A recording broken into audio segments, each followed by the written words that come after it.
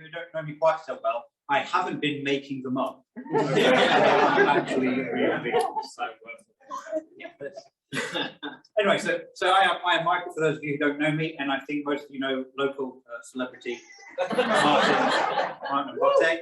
And Martin, I think it's fair to say over the last, well, in some ways, lockdown and COVID has actually been a very good time for us. Yes, it has been. Because we have been getting together every Tuesday since before lockdown to go through some difficult, or well, what would seem to be the not so popular books in the Christian church. Yeah, absolutely. So this is the amusing part. So one of the things that we said was we were going to go through the book of Revelation, and probably the very first thing we said actually was like, no one ever does sermons from the book of Revelation, and if they do, they're going to do chapters 2 and 3 and talk about lukewarmness and talk about the Laodicea church and the church in Smyrna and the church in Philadelphia, and then here we are talking about chapters 2 and 3 from the book of Revelation. So yeah, it wasn't planned that way, but I think it's fair to say we'll start off easy. This is the easy part of Revelation. I mean, it's sort of like Revelation is one of those books. It's sort of like, why is it that people don't preach from the book of Revelation? And the joke is, well, have you read it? Okay, so there's a dragon and a beast that comes out of the sea, and a beast that looks like a lamb, and a beast that's been injured, but it looks like it's been healed, and then there's angels flying in midair, and there's bowls and there's censers, and there's all kind of, it's like, that's why no one preaches from the book of Revelation generally. But also, likewise, there are some things that can help keep us grounded, I think, when we look at complicated books like this. And that's kind of what we're going to look at today, because at the start of this book, chapters 2 and 3, John, the Apostle John, stuck on the island of Patmos, he is writing 7 letters to 7 churches. That's right. And so any interpretation that you may glean from it, whether you say the monster is obviously the Nazis, the second beast is obviously communism, the mark of the beast is obviously the COVID vaccine. Don't forget the UFOs. The UFOs, I haven't heard the UFOs myself, but yeah, so there's all of these fantastical interpretations that you can have, and you have to stop and ask yourself, if Jesus wanted to encourage Christians who are facing intense persecution in approximately 70 to maybe as far as 90 AD, would he tell them about Hitler? would he tell them about Stalin and all this kind of stuff? And I would argue probably not. So whatever it is that we read, I think we have to sort of keep in mind it should have made sense to the people who are actually going to receive this letter in the first place. And that was 7 churches in Asia Minor. So, shall we jump straight in? Let's go. Okay. Every single letter then, to the 7 churches starts in exactly the same way. It says, to the angel of the church in Ephesus, write. To the angel of the church in Smyrna, write. To the angel of the church in Pergamum, you see where I'm going with this? Thyatira, Sardis. To the church in Philadelphia, write. To the angel of the church in Laodicea, write. So I was quite interested in that whole angel bit there. It kind of piqued my interest, and I actually looked into it. So I have some insights regarding angels. The message here, it says the angel is actually the literal translation there was a messenger. That angel could mean a messenger, could mean a local church leader, or the spiritual guardian angel of that church. Right? Now, bear with me there. Now, the latter view seems to fit in with the accepted Jewish belief in guardian angels for individuals and angelic overseers for nations.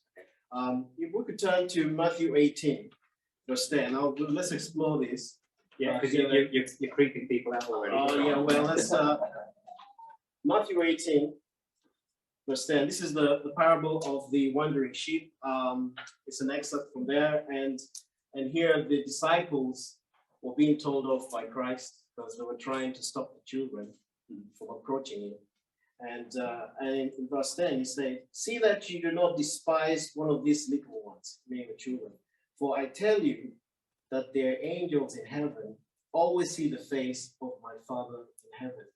So this concept it was an acceptable idea. It wasn't a strange thing to realize that, hey, that angels, kind of were overseeing little children.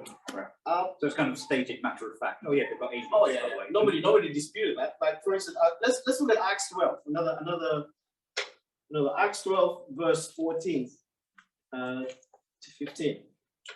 Interesting story here. This is when Peter is rescued by, surprise, an angel. He had been imprisoned by the Romans, and somehow, with miraculous power, he was able to escape.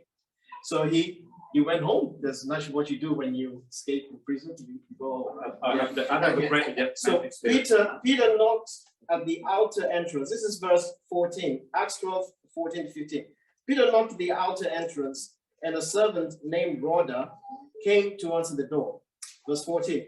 When she recognized Peter's voice, she was so overjoyed, she ran back without opening it and exclaimed, "Peter is at the door." Verse 15. "You're out of your mind," they told her. When she kept insisting that it was so, they said, "It must be his angel." Yeah. Isn't that strange? Yeah, so the more plausible explanation is it's obviously his angel at the door, not that Peter has got out of prison. And there was no argument that started there. It was like an acceptable, idea. Well, much of fact.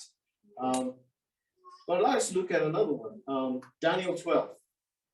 Daniel 12 verse 1. If you have Bibles, you can turn.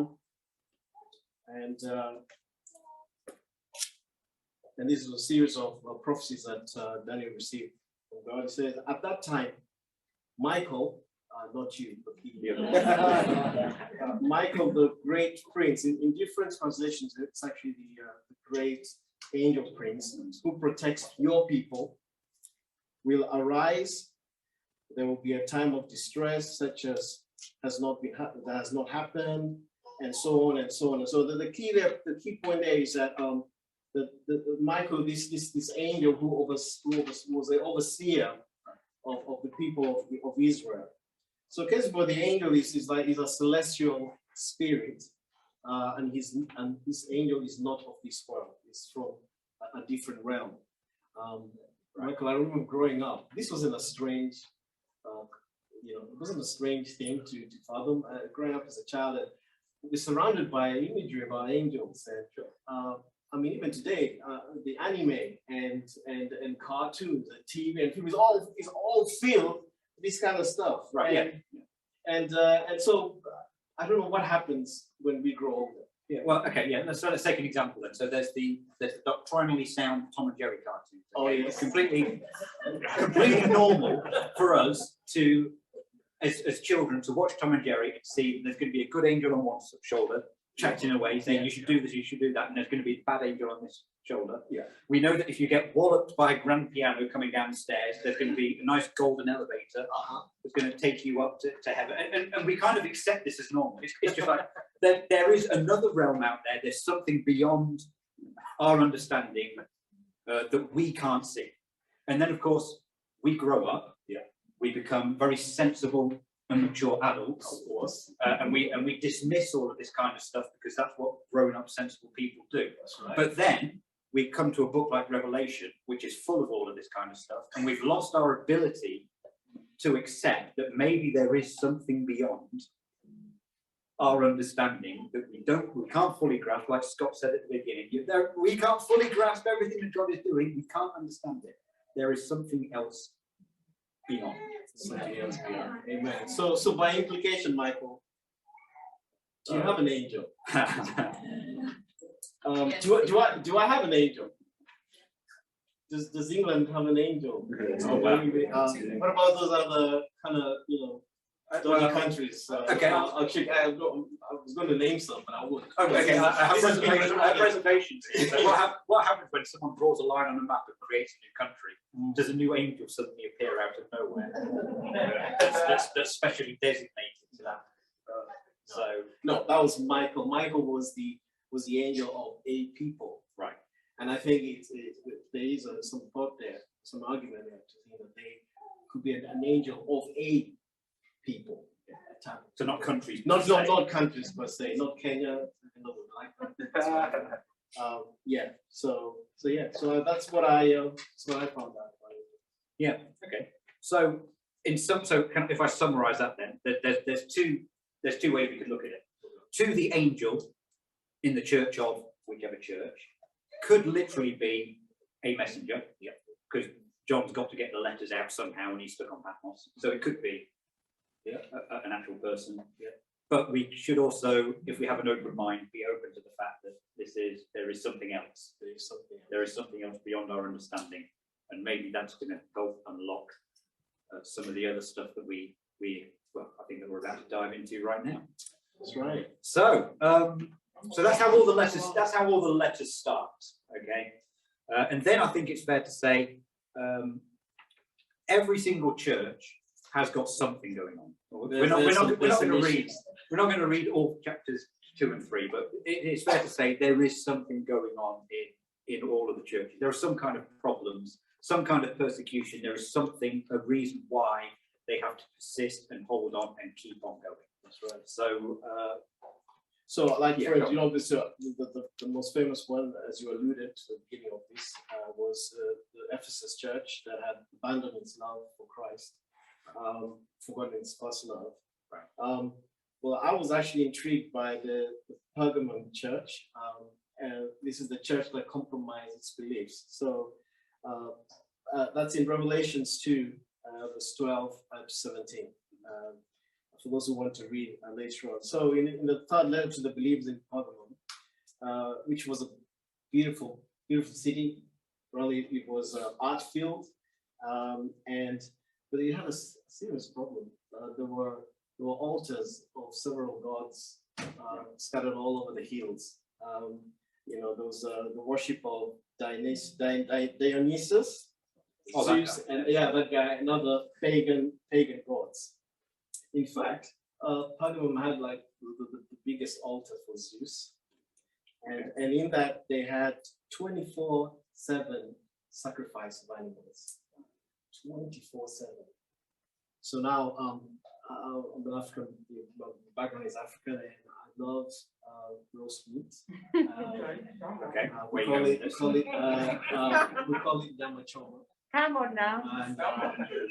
Yes, even those.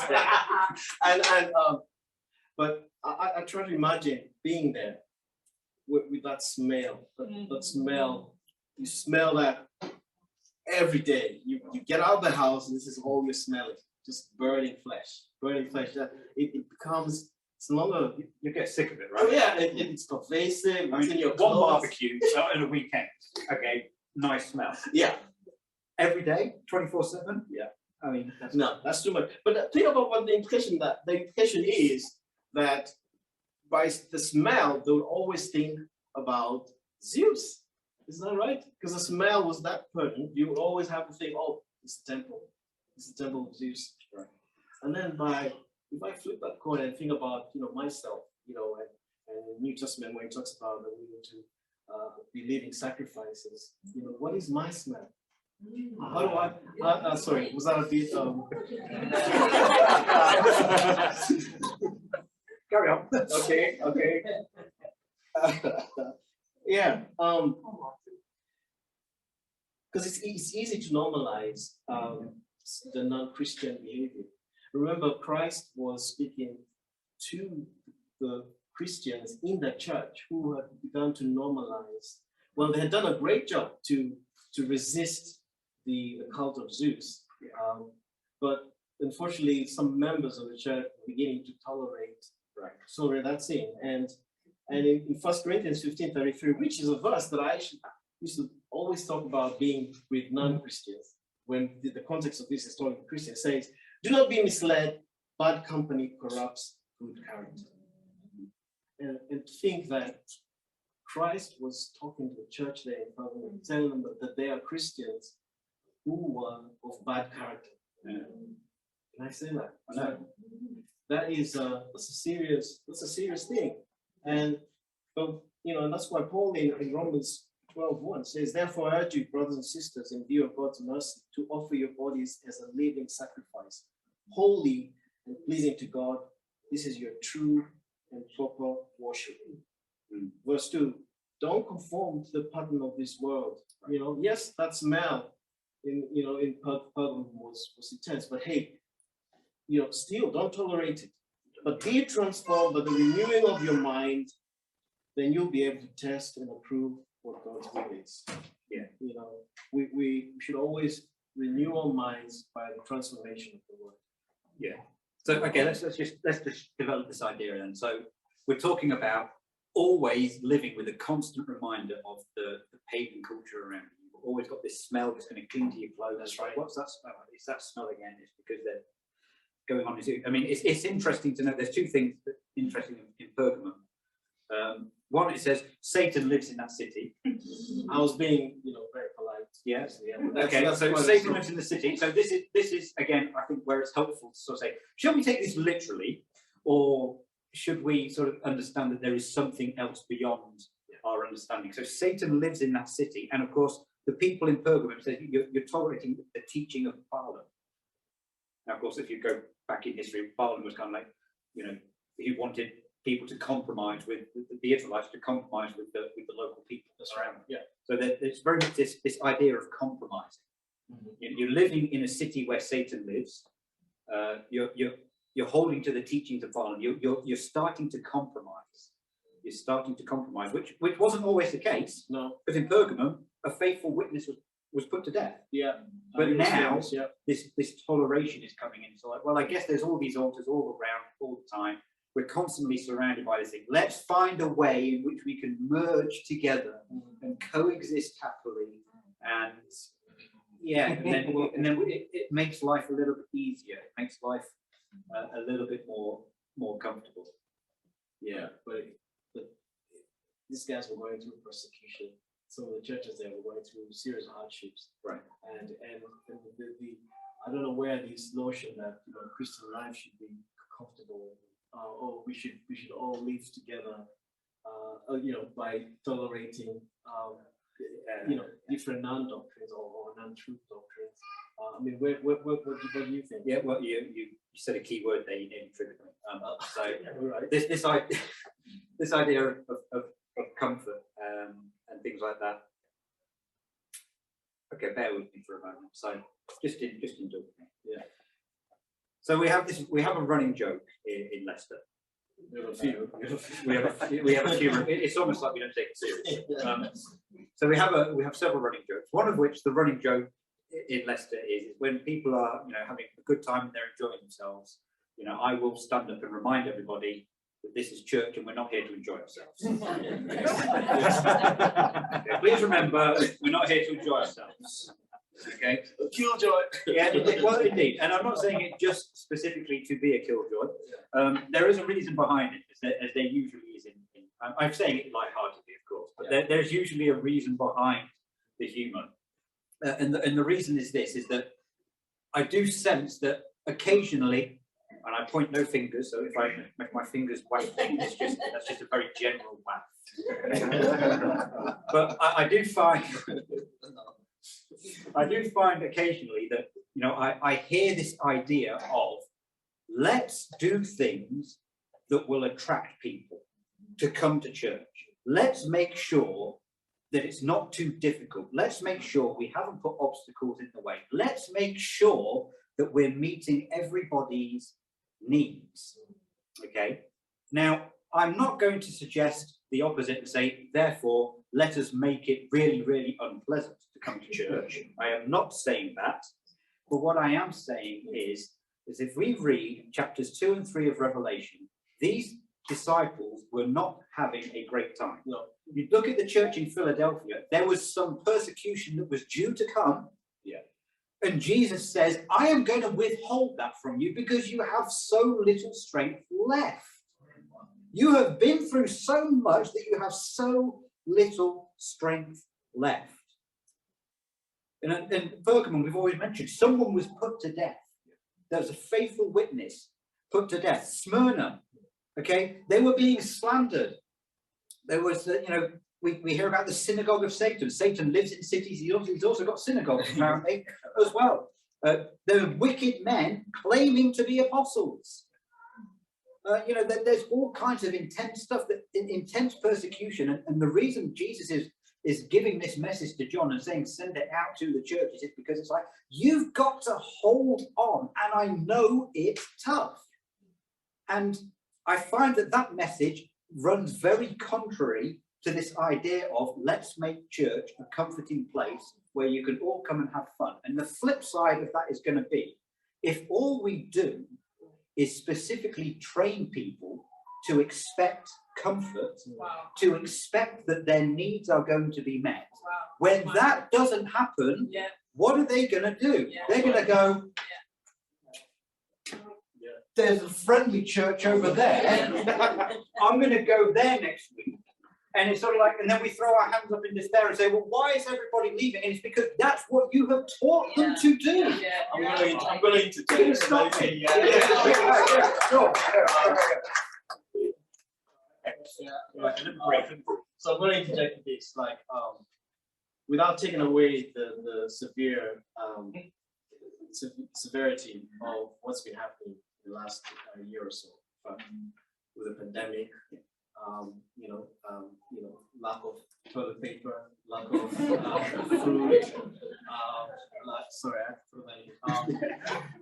But also, on a serious note, the lives that have been lost, the bereavement, and all the heartache and pain.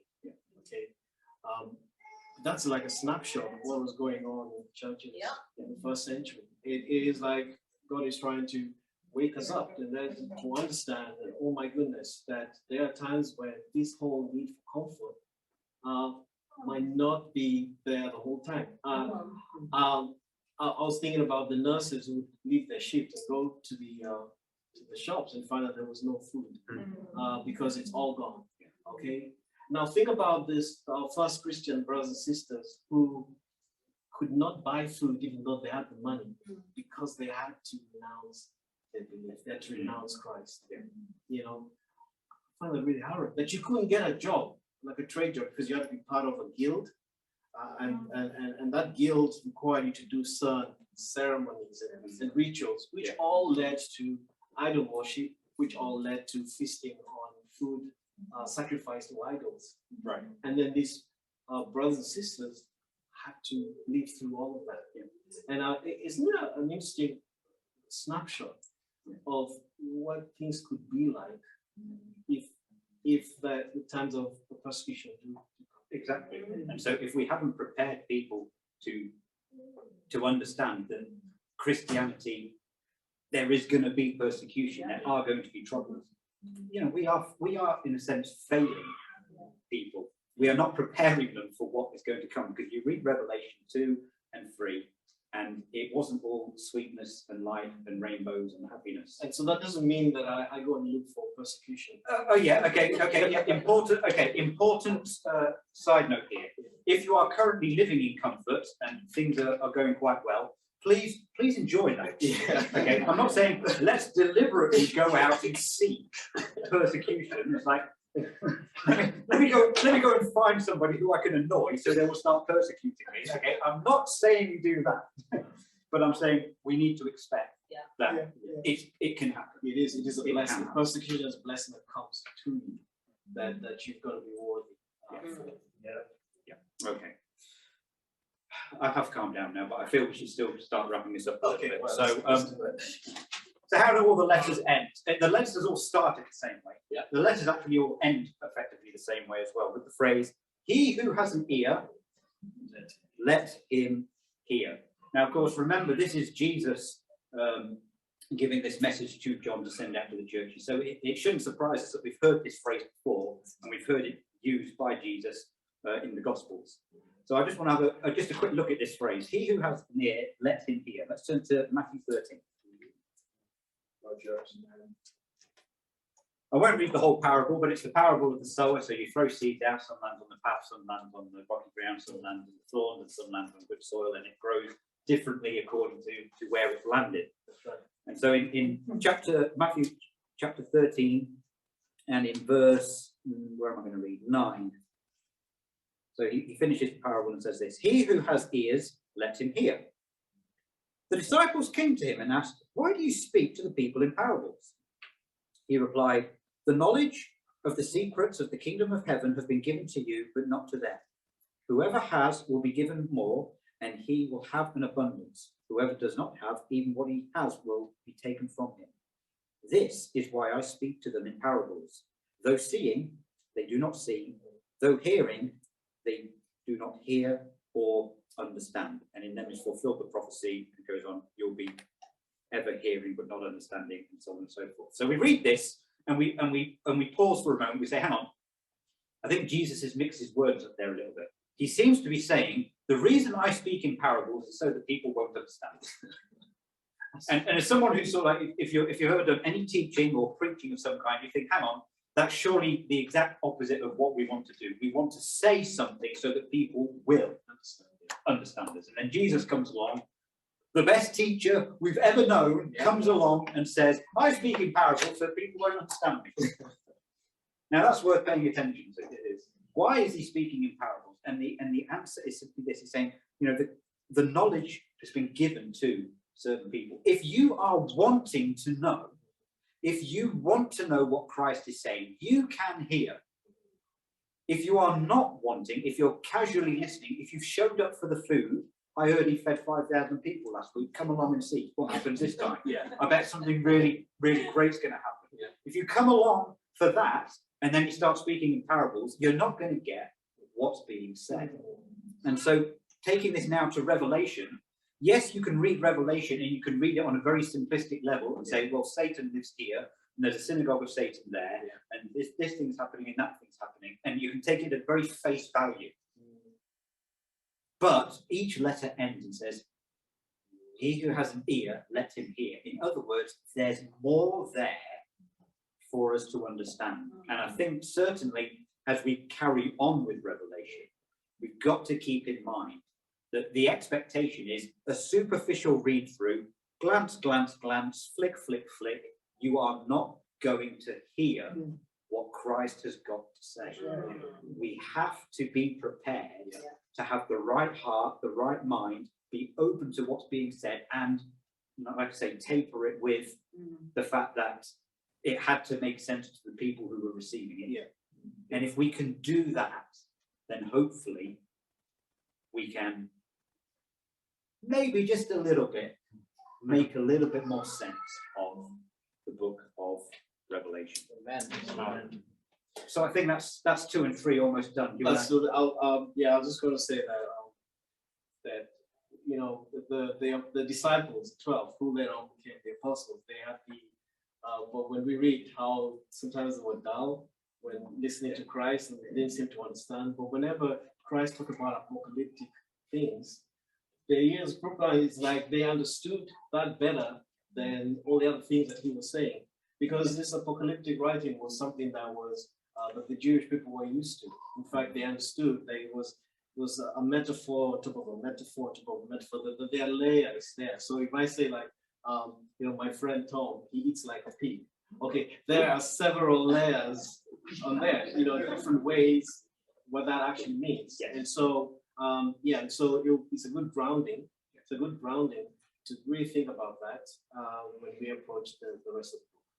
Great. So I think we'll close it there. He who has an ear, let him hear. Amen.